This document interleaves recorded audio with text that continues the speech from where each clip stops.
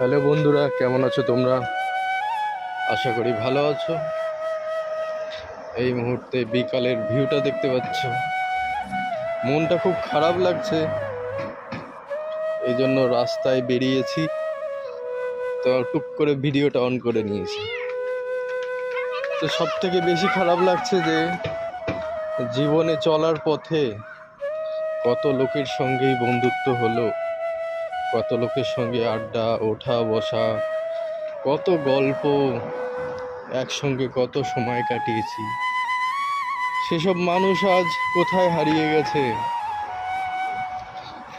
একসঙ্গে বসেছি, ভেবেছি এদের ছাড়া চলতে পারবো না, এদের ছাড়া সময় কাটানো যাবে না।